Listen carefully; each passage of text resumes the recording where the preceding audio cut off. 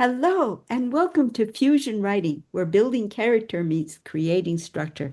This is our map day where we go into some information and really dive into our topic for the week. So, Victoria, what have you got for us? If you remember from last week, we talked about temporal disturbances, things that break up the time in a story like a flashback.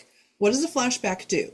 Well, the first thing it does is it interrupts the narrative. So it stops the reader for a minute and it sends them back in time, presumably to learn an important detail, make a discovery, or maybe pique their curiosity about something. The important piece of that is the flashback always slows down the reading, because the reader has to stop where they are in the story, go back in time, make sense of what's happening at that different place in time, and then integrate it when you pick up the story on the other side. So here's what I want you to think about this week. I teased yesterday that we were going to do a little bit of pre-writing before we get to the actual writing week. The reason I want you to do this is I want you to start understanding and harnessing the power of the rewrite. And if one Miss Vanessa Sperling, one of our LiLLiPub authors, is watching this or listening, she is masterful at the art of the rewrite. This woman rewrites fearlessly until every piece of a scene says what she wants it to say, contains the information that the reader needs, and contributes solidly to every piece of the story. So this is what we're after.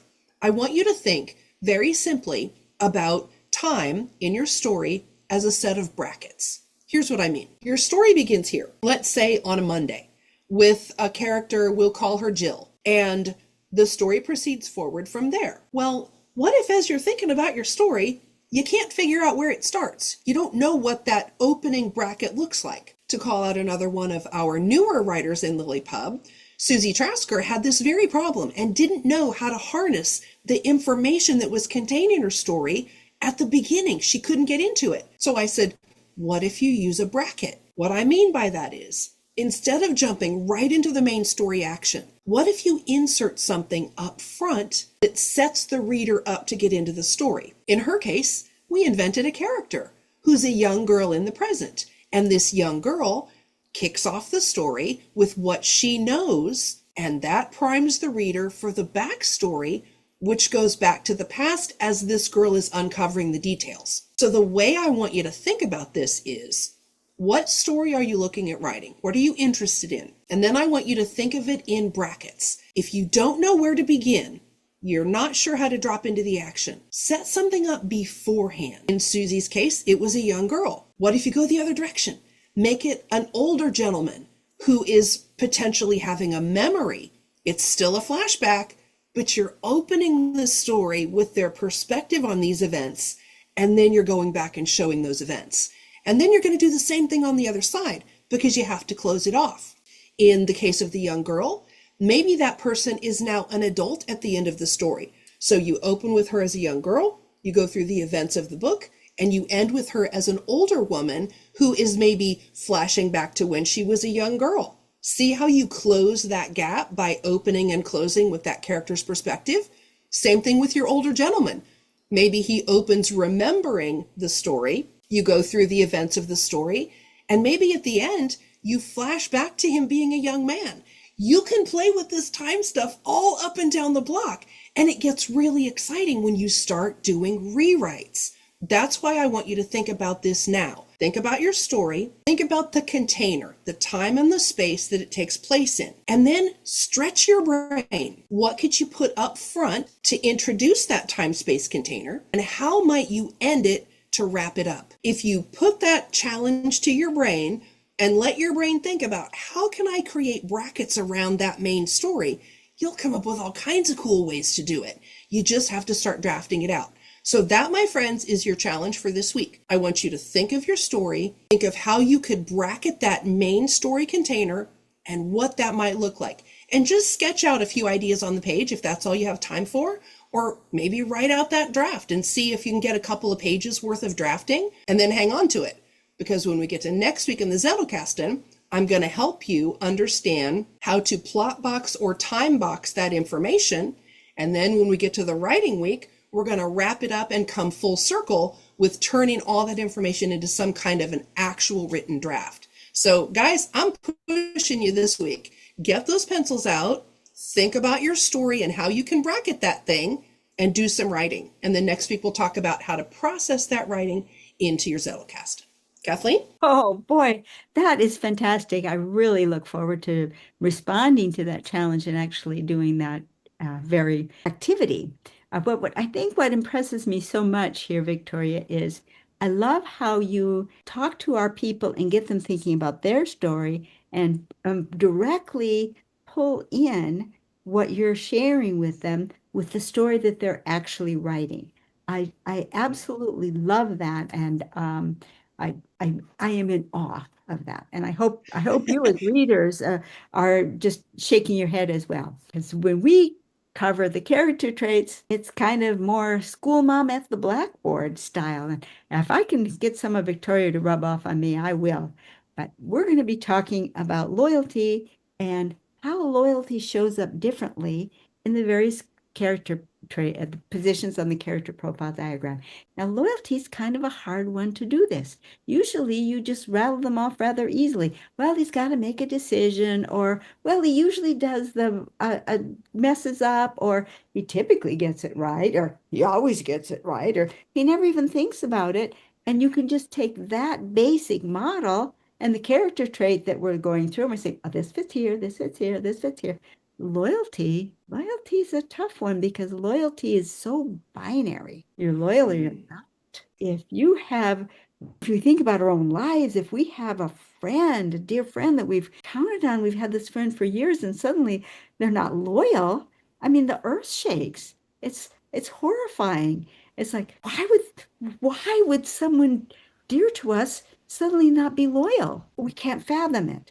So we cannot really fathom having a character who is just a likable character, a normal human being, someone we've written in our story who's struggling with loyalty. How can that even be? I'll tell you how. The simplest way to do that is put them in a no-win loyalty position. You can have a situation, are you going to be loyal to A? Or are you going to be loyal to B? You love them both, but they're warring. What are you ever going to do? Now you have all of the dynamics of loyalty are up front for you to play with in your story without it having be something like, how could he act that way? You've taken that aspect out of it, but you still made it an important decision. Or you could go a little bit deeper and say, okay, maybe your character has an old tie of loyalty that he's really kind of outgrown. And now he's going to say, well, do I stick at that level? It's going to keep me from ever advancing and becoming the full potential person that I could be if I adhere to this loyalty? Or do I have to say, I've got to outgrow this. I've got to let this go. That's a big struggle. And then, of course, you can always have the struggle where it is something like, oh, it's such a dream opportunity. I could get so much for me. I just have to ignore all those people that I ought to care about. Well, that's a totally different story. But again, it's loyalty in the rudder position. So now let's take a look at the royalties in the other positions. Most of the time, loyalty is going to be in the anchor or the base because we're basically loyal people and our characters are too. So it would be in the anchor position would mean that maybe in our story, something very disruptive is going to happen that's going to force our character who has solid with loyalty to suddenly think, oh my gosh, but what's happened to that person? They're not the same person that they were before. Am I learning something new about them that I didn't know? Or have they changed? Have they lost their marbles? What's going on? And then that's the kind of a challenge for them when they're in the anchor position. You're going to be, oh no. And of course, in the base position, that character is very, very solidly loyal. But that could be a story element as well, because that character might be so certain of his loyalties as to be completely unable to look, even to spot a potential, maybe the person he's that loyal to is going into cognitive decline. But that loyalty is so base that you can't even imagine it. Now you've got another story element. Let's go the other direction. Let's take the wing position. That's your flighty person that says, Oh, I know I said I'd go to lunch with her, but oh, they're having a sale and the prices are so low. And she doesn't like that kind of clothes, so I can't even just say, let's go to the sale together. But oh, am I going to go to the lunch or am I going to go to the sale? Wing, wing. And then your pinnacle position of loyalty. This could be a child or a teen who's grown up in a dysfunctional household that doesn't even know the meaning of loyalty. They've never been loyal to him. They've never given him an example of loyalty. He's not really quite sure how you would even define that word. He's, huh? What? Loyalty? And then you could bring him into a situation where he experiences someone being loyal to him out of the blue, and he comes to understand what loyalty is because he's been gifted with it. And there, now you have the opening of a very poignant story. So loyalty can have so many stories associated with it. And one of the best ways to tease out the kinds of stories that you can tell with loyalty is to look at the different positions on the character profile diagram. And that's why we spend a whole week looking at that. Victoria, anything to add? Well, I see what you did there. So Kathleen is issuing exactly the same challenge that I did, just in a different way, which is take that trait and look at your story through the lens of the trait in different positions. That's just another form of rewriting and road testing your characters to see, do they resonate?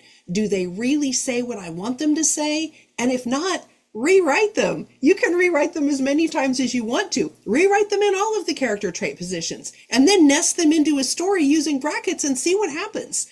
This stuff is so much fun if you don't worry about messing up your story. Just play with it. You can always go back to the other version if it turns out weird or not what you wanted to say.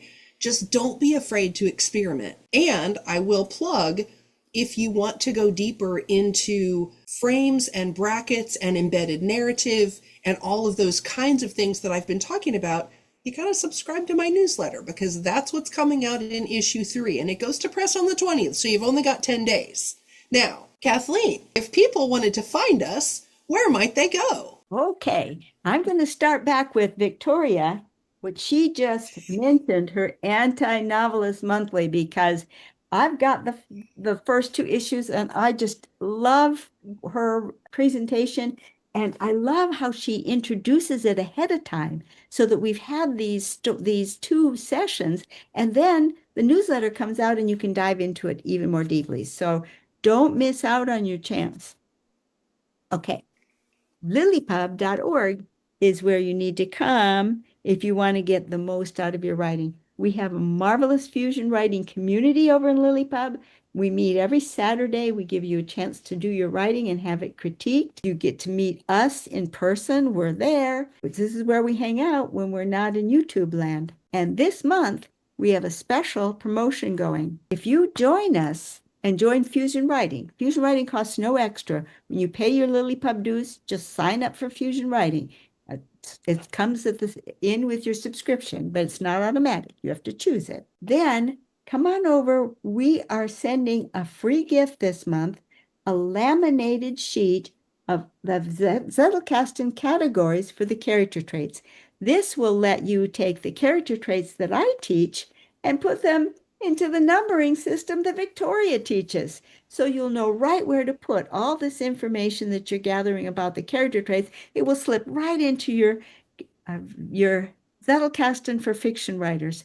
And there's no charge. You're just going to sign up and we will mail this to you and you will have a laminated copy. Oh, and there's a PDF, so you don't even have to wait. You can have both. Get the PDF now and get your laminated copy later. All you have to do is join LiLLiPub.org. And if you are already a LiLLiPub member, we don't do stuff like that only for the new people. Sign up for your sheet for you too. It's for everyone in Fusion Writing. See you over there. Bye-bye.